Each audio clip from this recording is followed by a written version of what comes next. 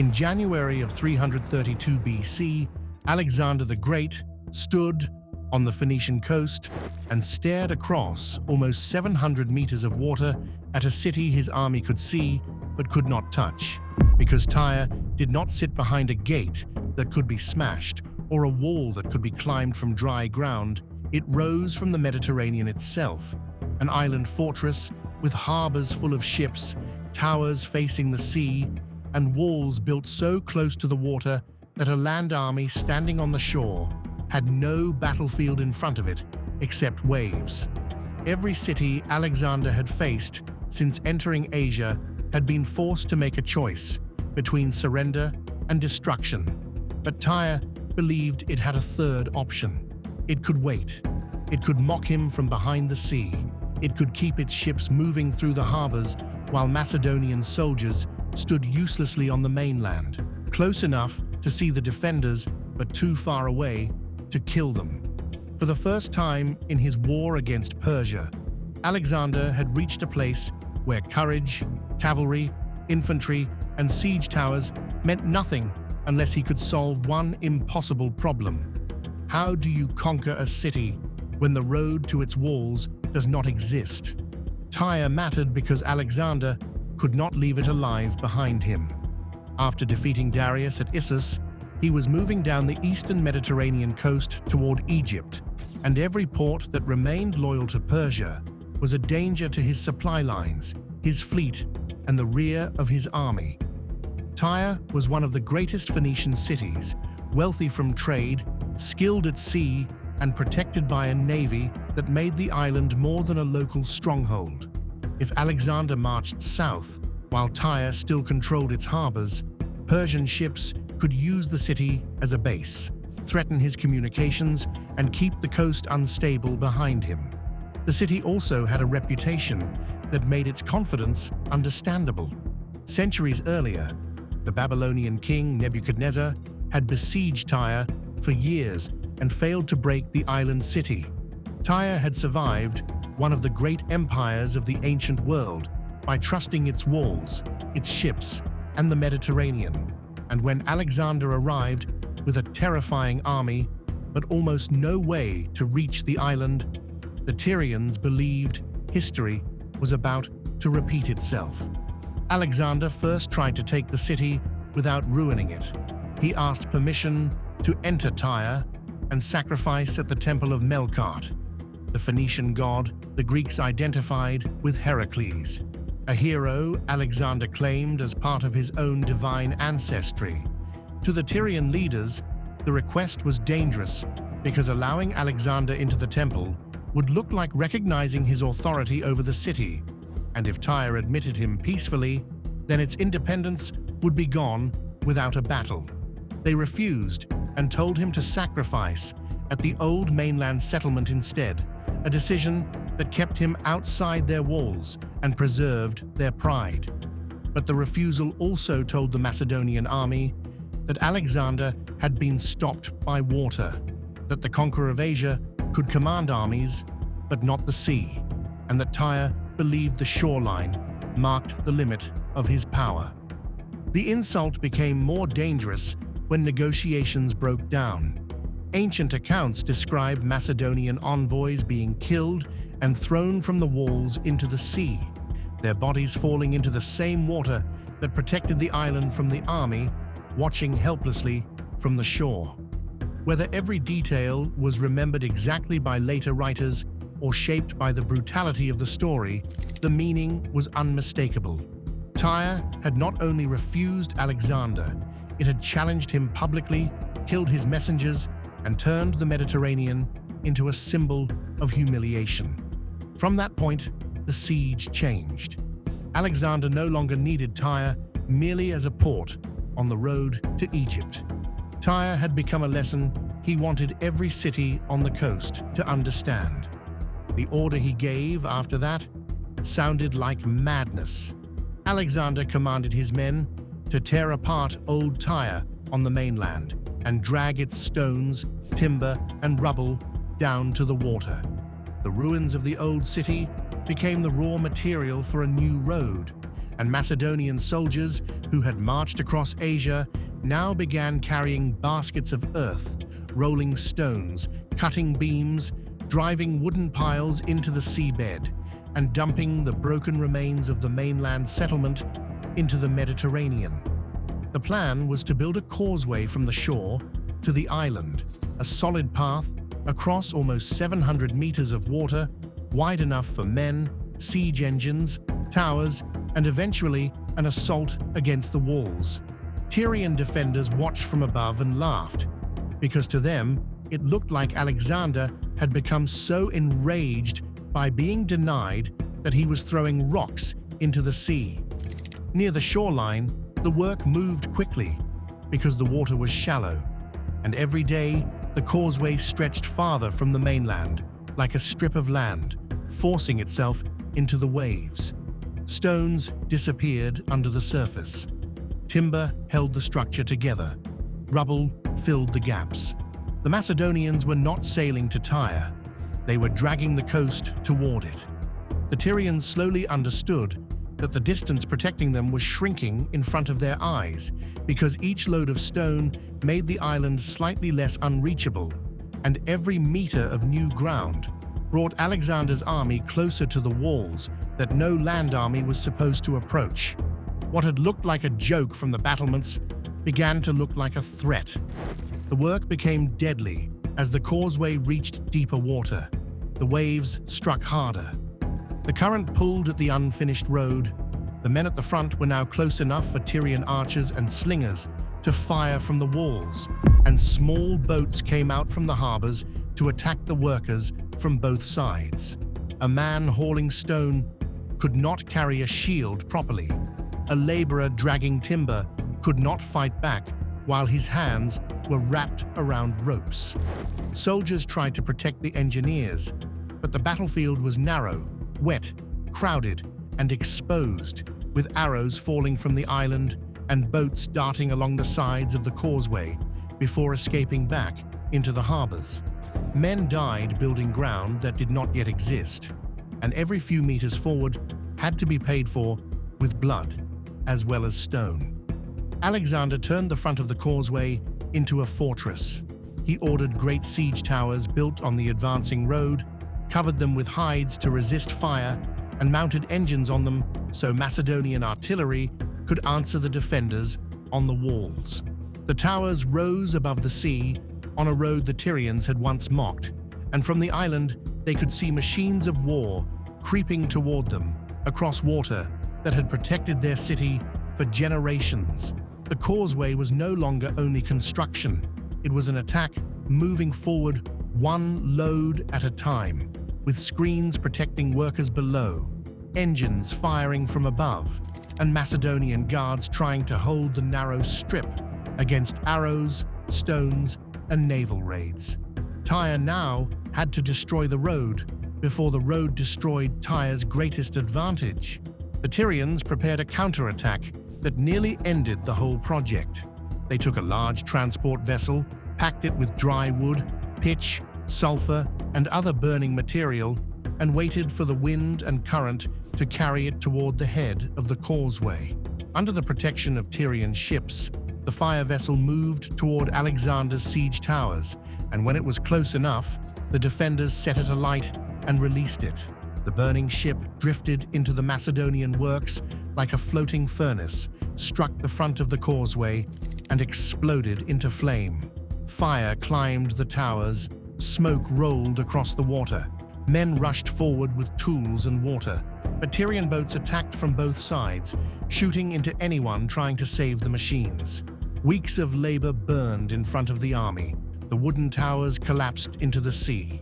Protective screens were destroyed, and the head of the causeway was damaged badly enough to halt the advance. For the first time, Tyre had shown that stone alone would not be enough. As long as the island controlled the water, it could burn the machines, strike the workers, cut off the front of the road, and keep the Macedonians bleeding in a battle they could not finish from the shore. Alexander had forced the coastline forward, but Tyre's navy had reminded him that the sea still belonged to the city. Alexander responded by making the siege larger. He ordered the damaged causeway rebuilt wider and stronger, but he also understood that the road could not survive unless he controlled the water around it. He began gathering ships from Phoenician cities that had already submitted to him, including Sidon and Byblos, and fleets from Cyprus joined him as well. Within a short time, Alexander had assembled a large naval force, and the balance of the siege changed. The king, who had arrived almost powerless at sea, now had enough ships to challenge the one advantage Tyre trusted most. The island still had walls, harbors, and defenders, but the water around it was no longer a space where Tyrian ships could move freely and strike without consequence. The new fleet tightened around Tyre. Ships moved against the harbors, pressing the northern and southern approaches and cutting the city off from the freedom that had made it so difficult to besiege. Food, reinforcements, and movement through the sea became harder. Tyrian vessels that had once attacked the causeway at will now had to fight under pressure from a growing enemy fleet. Alexander mounted artillery on ships and brought engines closer to the walls from the water as well as from the causeway. Tyre was no longer facing one impossible road. It was being pressed from land that Alexander had built, and from a sea he had taken away piece by piece. The defenders fought with the skill of a city that had lived from the sea for centuries. Tyrian divers swam under the water to cut anchor cables, so the Macedonians replaced ropes with chains. The defenders dropped large stones into the shallows to keep assault ships away from the walls, so Macedonian crews worked under fire to remove them. Tyrian engineers raised wooden towers on the walls to shoot down on the attackers. Screens were hung to weaken the force of missiles. Damaged sections were repaired behind the fighting. The siege became a contest of engineers, sailors, archers, divers, laborers, and soldiers, all struggling around an island that had once seemed untouchable and now found itself surrounded by machines. Tyre still resisted. Its ships launched attacks when openings appeared. Its defenders damaged enemy vessels, repaired broken walls, and held the causeway back as long as they could. But the pressure no longer came from one direction. The causeway continued advancing under stronger protection. The fleet pressed the harbors. Artillery fired from ships and from the road. Assault vessels tested the walls. The defenders had to run from one threatened point to another, and each day, the city lost more of the freedom that had made it powerful. The Mediterranean had once been Tyre's shield. Now, it was becoming a ring around its throat. Alexander finally found the place where the island could be broken. On the southern side of the city, near the water, assault ships carrying battering rams were brought close enough to strike the wall again and again. Stone cracked under repeated blows. Dust and fragments fell into the sea. Tyrian defenders rushed to repair the damage, reinforce weak points, and hold the battered section together, but the pressure kept returning. The wall that had risen from the water, like an extension of the island itself, began to show a wound, large enough for men to imagine entering. For months, Alexander's soldiers had looked across the sea at a city they could not reach. Now they had a breach. At dawn, the final assault began. Macedonian ships attacked the damaged southern wall while other forces pressed the harbors, and the causeway threatened another front, forcing Tyrian defenders to divide their strength at the worst possible moment. Artillery struck the battlements. Battering rams smashed into broken stone. Boarding bridges were thrown against the breach.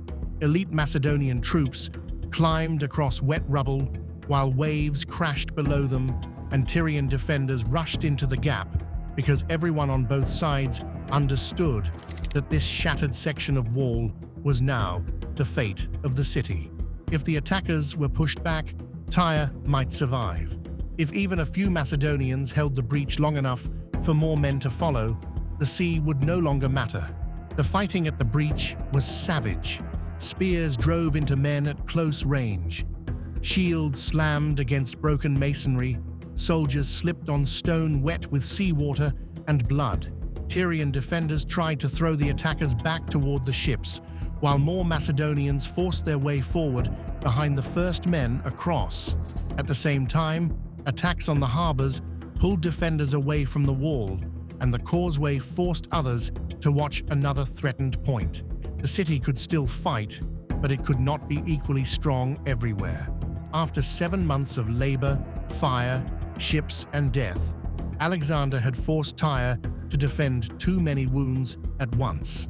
Once Macedonian soldiers gained a foothold inside the wall, the island's defense began to collapse.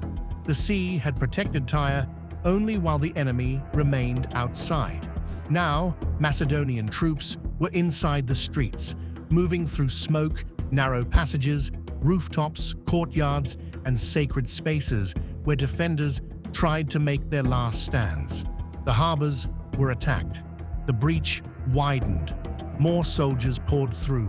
Tyrian fighters who had spent months watching the enemy from above now faced them at close range inside the city itself. The fortress that had been built to keep a land army away had become a trap for the people inside it. The punishment after the fall was brutal. Ancient sources give different figures, but they agree that the city paid heavily.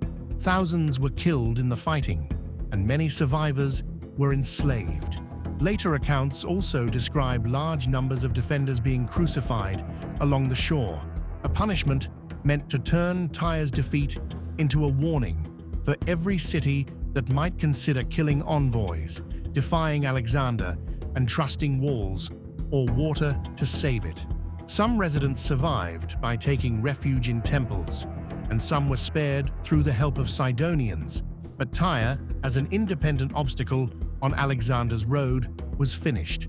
Its walls were breached, its harbors were captured, its navy had failed. The island that believed the sea made it untouchable had been reached by an army that refused to accept that the sea was an answer. The fall of Tyre changed Alexander's campaign. The Persian navy lost one of its most important bases on the Phoenician coast. Alexander's supply lines became safer. His route south opened. After Tyre, he moved against Gaza, and after Gaza, Egypt received him without the same kind of resistance. There he would be recognized as ruler, crowned as pharaoh, and found Alexandria, a city that would become one of the great centers of power and learning in the ancient world. But the road to Egypt was not secure while Tyre remained behind him, and the 7-month siege showed every city on the coast that Alexander could not be stopped simply by geography. The strangest legacy of the siege was the road itself. The causeway did not vanish when the army moved on. Over centuries, sand and silt gathered around it, changing the coastline and gradually tying the former island more firmly to the mainland. The road that began as rubble thrown into the water became part of the geography of Tyre, and the city that had once stood apart in the Mediterranean was permanently altered by the method used to conquer it.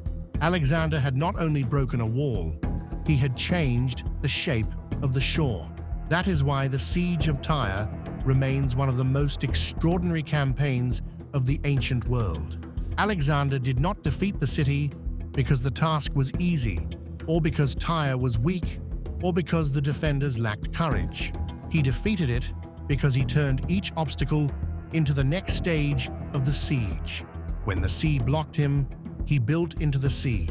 When fire destroyed his towers, he rebuilt the road. When Tyre's navy threatened the causeway, he gathered a fleet. When the walls resisted attack from land, he brought rams against them from ships. The city trusted distance, water, ships, and history.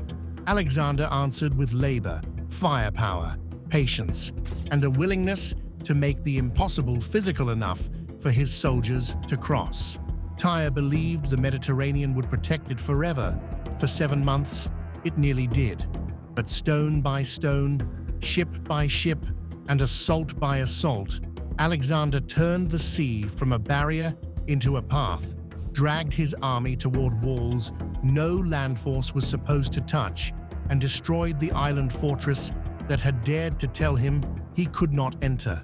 When Tyre finally fell, the lesson traveled farther than the smoke from its ruins. Alexander's most dangerous weapon was not only his army, but his refusal to accept that any place on Earth was unreachable. If you enjoyed this video, hit the like button and subscribe for more history content covering wars, revolutions, and events that shaped the modern world.